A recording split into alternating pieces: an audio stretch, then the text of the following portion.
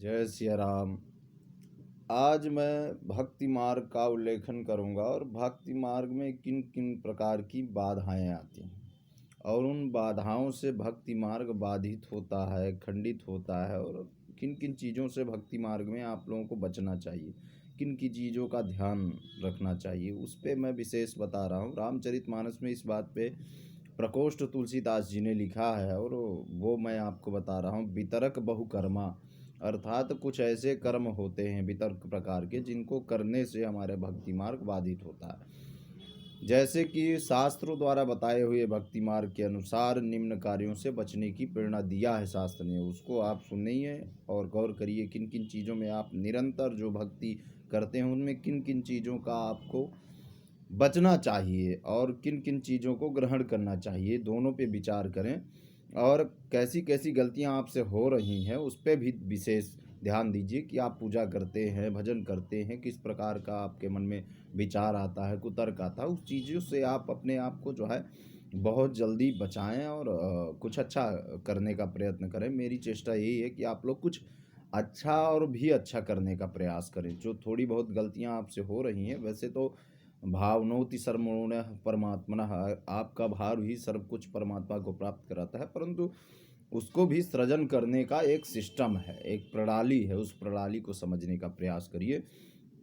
पहला नंबर, निराकार ब्रह्म को कोई देवता या तत्व विशेष ना समझे। जो ये ब्रह्म है, परमात्मा है, जगत सृजन करता है, जगदीश्वर है, ये कोई एक स्वरूप का नहीं है, मनुष्य के आकार का नहीं है, न इसके 6 हाथ है, न 8 हाथ है। आप इसको बिल्कुल कतई इस प्रकार का स्वरूप ना माने। निराकार ब्रह्म अर्थात उस शब्द का है निहधर आकार, जिसका कोई ना आकार ही नहीं है, निराकार ऐसा ब्रह्म है, उसको किसी प्रकार का आकार ना दे। दूसरा, वेद अथवा संत वाणी को साधारण ग्रंथ ना समझे, अर्थात जो ये वेद हैं हमारे चतुर्वेद, यजुर्वेद, शुक्ल वेद, अथर्ववेद और सामवेद, ये 4 वेद हैं हमारे। 4 वेद और संत वाणी अर्थात किसी महापुरुष की वाणी को कभी भी साधारण ग्रंथ ना समझे। उससे आप सन्मार्ग और परमात्मा को पा सकते हैं, भगवान की कृपा पा सकते हैं और इस जीवन के जो है कल्याण को वैकुंठ की तरफ, मोक्ष की तरफ मोड़ सकते हैं, इसलिए इसको साधारण ना समझे। दूसरा, भक्तों में जाति का भेदन ना करे, जाति पाति का कोई भेदन नहीं। जो भक्त होता है, ना वो ब्राह्मण होता, ना वो क्षत्रिय होता, ना वैश्य होता, ना शूद्र होता, ना किसी भी जाति वर्ण का नहीं होता, वो सिर्फ परमात्मा का होता है और परमात्मा उसका होता है। वो भगवान को अपने आप को समर्पित करता है और भगवान उसको अपने अंदर ग्रहण करता है, इसलिए उस पर कोई जाति भेदन नहीं। कोई भक्त पूजा कर रहा है मंदिर में, आप गए, अरे ये इस जाति का, इसको छूना नहीं, इससे दूर रहो, इससे बात मत करना, इस प्रकार का मलिन विचार कभी भी मन में ना लाएं। उसके प्रति श्रद्धा रखें, वो कैसा भी हो, वो किस तरह का वस्त्र पहने, कैसा है, किस वृत्ति का, हमसे उससे मतलब नहीं, वो भक्त है। भक्त ही परमात्मा का स्वरूप है। इस कलयुग में भक्त से ही आप परमात्मा का सृजन कर सकते हैं, इसलिए भक्ति पर कोई जाति भेदन नहीं। चौथा है, सदगुरु को साधारण मत सुना माने। जो आपके अपने गुरु हो, जिनसे आपने गुरु मंत्र लिया हो या जिनको आप इष्ट मानते हो, वो भी गुरु कहलाते हैं, या माता पिता हो या आपको शिक्षा देने वाले गुरु, इनको कभी साधारण व्यक्ति ना माने। इनको हमेशा परमात्मा के समान ही माने और इनकी भक्ति करें और इनके सद्विचारों को ग्रहण करें, इनके बताए हुए मार्ग पर चलने का प्रयत्न करें, प्रशस्त प्रयत्न करें, छोटा मोटा नहीं, प्रशस्त। प्रसाद को साधारण खाद्य पदार्थ ना समझें। जैसे मंदिर में आप गए, किसी पूजन में गए, आपको प्रसाद दिया गया तो आप सोचते हैं लड्डू है, ये केला है, ये सेब है। नहीं, ये ना सेब है, ना लड्डू है, ना केला है, ये भगवान के द्वारा अमृत प्रदान किया हुआ प्रसाद है। इसको हम ग्रहण करेंगे तो हमारे इस काया के समस्त दुर्गुण विक्त हो जाएंगे और विरक्त हो जाएंगे और हम भगवान की कृपा पाएंगे। ऐसा मन में विचार हो प्रसाद का, तो ही प्रसाद का अच्छा गुण प्राप्त होगा, अन्यत्र आप जब लड्डू समझ के खाओगे तो लड्डू ही मिलेगा आपको। चरणामृत, चरणामृत को साधारण जल ना समझे। जैसे कहीं जाते हैं आप, देवालय में जाते हैं या घर में कथा पूजन इत्यादि करवाते हैं, भगवान को स्नान करने से जो जल प्राप्त होता है वो जल चरणामृत होता है, अर्थात भगवान के शरीर से परमात्मा की कृपा से वो चरण अमृतः इति चरणामृतः, चरणों के अमृत को ही, चरणों से जो झिरा हुआ जल होता है वही चरणामृत होता है। वो अमृत हम पान करते हैं तो हमारी समस्त व्याधियों का शमन होता है। सातवां है, प्रभु लीलाओं को साधारण मनुष्य के कार्य ना समझे। जो भगवान की लीलाएं होती हैं, जैसे हम भगवान की कथाएं सुनते हैं भगवान नारायण की कथाएं हैं, कृष्ण की हैं, गोविंद की हैं, उन लीलाओं को साधारण लीलाएं न समझे, भगवान की लीला है। ऐसा मन में विचार होगा तो ही आपके अंदर भक्ति प्रशस्त होगी। और 8वां है भक्ति और भक्तनियों का साधारण नर नारी न समझे। जो भक्त और भक्ति जो नर और नारी आते हैं, भक्त होते हैं, भक्तियां होती हैं, उनको साधारण नारी और पुरुष ना समझे, भक्त को ही परमात्मा का दर्शन दे, इस पर विशेष विचार किया गया है और इस बात को समझे।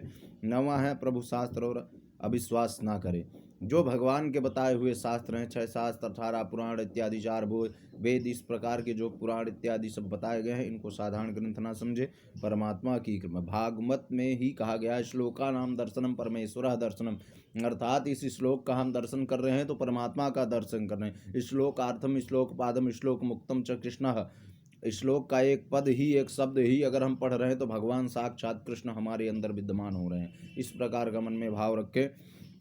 और 10 है सेवा सुमिरन सत्संग आदि में आलस्य न करें। अर्थात किसी की सेवा करना है, माता पिता की सेवा करना है, भाई बहन की सेवा करना है, परिवारजनों की सेवा करना है, पुत्र की सेवा करना है, पत्नी की सेवा करना है, गरीब दीन दुखी की सेवा करना है, उसमें आलस्य का बिल्कुल परित्याग कर दें। आलस्य नहीं, अभी करना है तो अभी करना है, कल नहीं करना। किसी मंदिर में पोछा लगा रहे हैं, आप अपने घर में जो है माता पिता की सेवा कर रहे हैं, अरे कल कर देंगे, उनके वस्त्र कल धो देंगे, कल मलिन होंगे, कल धो, नहीं, आपको तुरंत आज ही इसी वक्त उनका आलस को त्याग करके उनकी सेवा में रत हो जाना है। 11वां है प्रभु और उनकी वाणी में संदेह न करना।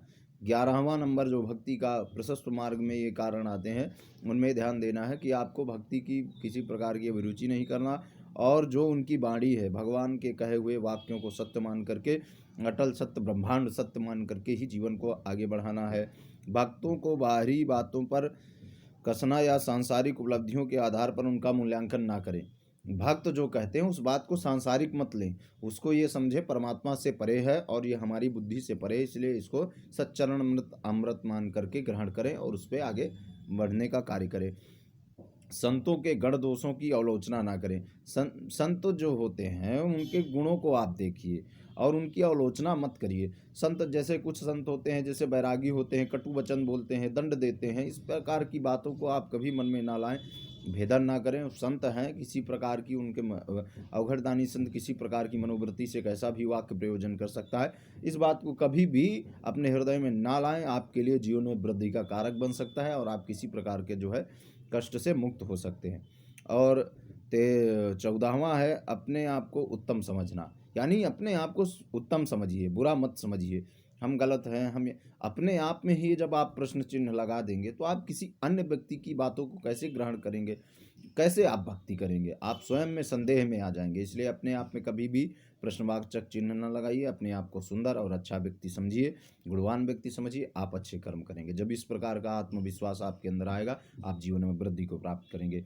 किसी देवता या शास्त्र की निंदा मत करें, किसी भी परमात्मा की निंदा मत करें, है वो अन्य कास्ट का हो, कहीं का भी हो, आप बिल्कुल जो है उसकी निंदा मत करिए और किसी शास्त्र की अवलोकना न करिए। हमेशा उसके प्रति श्रद्धा और भाव भक्ति रखिए।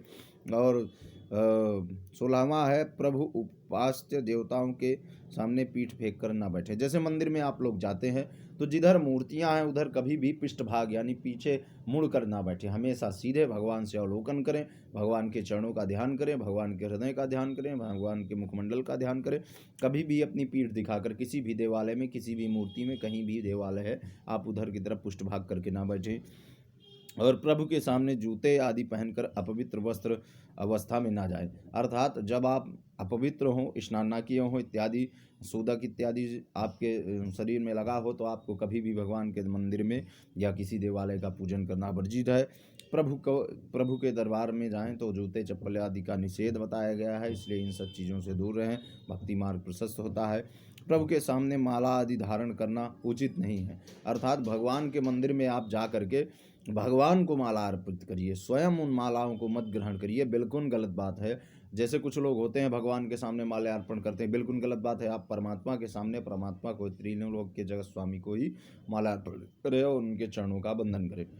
और 19वां है प्रभु के सामने छड़ी लेकर अथवा भड़कीले कपड़े पहन करके ना जाएं। अर्थात भगवान के सामने जब मंदिर में जाएं साधारण सूक्ष्म साधुता के वस्त्र हों, बहुत चमक धमक वाले वस्त्र आभूषण न पहने। जैसे कुछ लोग होते हैं, कुछ महिलाएं होती हैं, कुछ पुरुष होते हैं। उनसे हाथ जोड़कर मेरा विनम्र निवेदन है, भगवान के मंदिर जाएं, साधारण श्वेत, पीला, लाल या श्वेत बिल्कुल साधारण सा सूक्ष्म वस्त्र धारण करके ही जाएं मंदिर और भगवान का पूजन करें।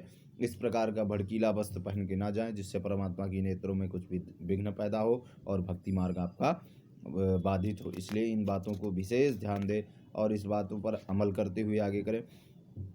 प्रभु के सामने हाथ पैर फैलाकर अमर्यादित ढंग से ना बैठें, अर्थात भगवान के सामने बैठें सुखासन में फलती मार करके आराम से भगवान के सामने हाथ जोड़ कर बैठें या ध्यान योग लगा करके ऐसे बैठें।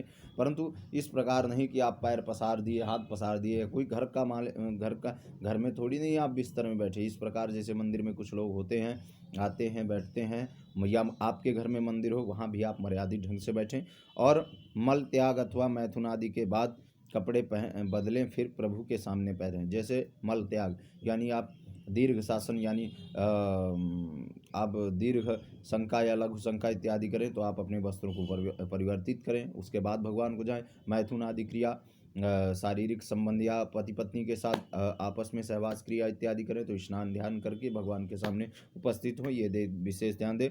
उपास्य देव के सामने जोर जोर से बातें करना, हंसना ये बिल्कुल निषेध है। जैसे देवालय में या मंदिर में जाएं, बहुत तेजी से उच्च स्वर में ना बोले। भगवान के सामने सौम्र वाणी शील वाणी होना चाहिए और बहुत तेज हास्य परिहास आमोद प्रयोद बिल्कुल हंसना बिल्कुल वर्जित है। सौम्य अवस्था में भगवान का वंदन करें और चबा चबा करके तापु इत्यादि ये सब ना करें। प्रभु के सामने कचेष्टा अथवा स्त्रियों के चारों ओर घूमना बिल्कुल वर्जित है। जैसे मंदिर में जाके कुछ लोग स्त्रियों को देखते हैं, ताड़ते हैं, ये बिल्कुल गलत बात है। इस प्रकार का बिल्कुल अपने घर में भी हो। एक अगर आप देखते ही हैं तो किसी का जो है भाव आपका ऐसा होना चाहिए, माता है, बहन है, उनसे से प्रेम से जो है आशीर्वाद उनका लीजिए, प्रणाम करिए, ये सब करिए, अन्यत्र कुछ नहीं। क्रोध ना करें, मंदिर में जाएं तो क्रोध को बिल्कुल त्याग करके ही जाएं, भाव प्रेम का होना चाहिए। प्रभु सतगुरु के सामने किसी और को नमस्कार ना करें। जैसे भगवान है, आपके परमात्मा है, उनके सामने किसी अन्य व्यक्ति को नहीं। जैसे लोग आते हैं पंडितों के पैर छूने लगते हैं मंदिरों में, ये बिल्कुल निषेध है। आप प्रभु की भक्ति है, प्रभु के दरबार में गए हैं, आप प्रभु को वंदन करें, सर्वश्रेष्ठ है। और अन्यत्र किसी का बंधन ना करें। वहाँ पे मादक वस्तु सेवन ना करें, अर्थात कोई भी मादक तत्व का सेवन ना करें, किसी को अपमानित ना करें, मंदिर या भाव भक्ति मार्ग में किसी को अपमानित ना करें, अतिथि संत जनों का जो है सेवन करें। अपने आप को धर्मात्मा और विद्वान पुण्यात्मा समझना बिल्कुल गलत बात है। अपने आप को हमेशा सूक्ष्म और छोटा समझें, बड़ा मत समझें। नास्तिक लोभी हिंसक व्यभिचारी और झूठ बोलने वाले का संग मत करें।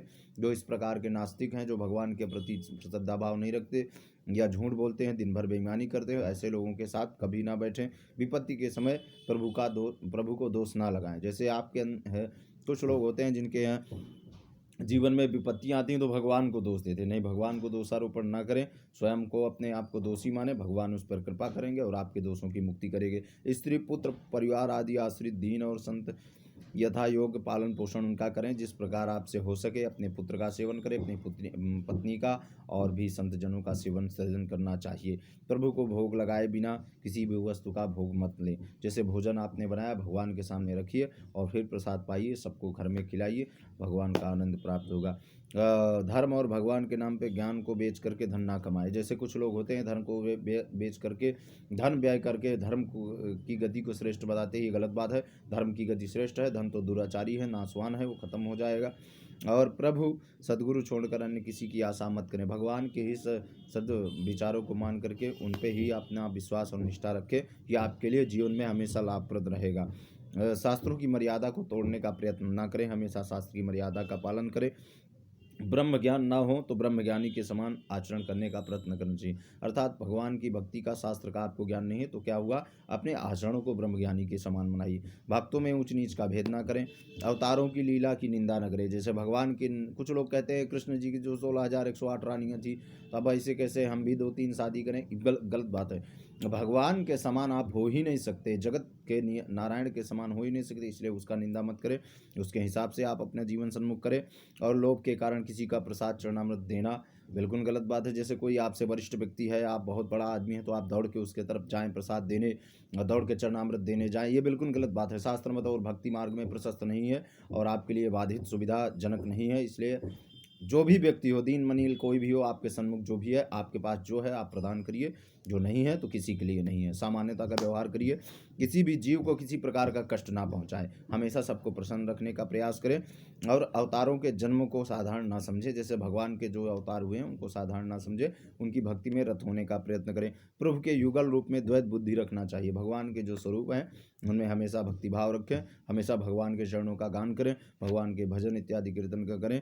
सज्जन पुरुष द्वारा करने योग्य कर्मों को छोड़कर अन्य किसी कर्म को ना करें, विरक्त होने की यह प्रेरणा दी गई है।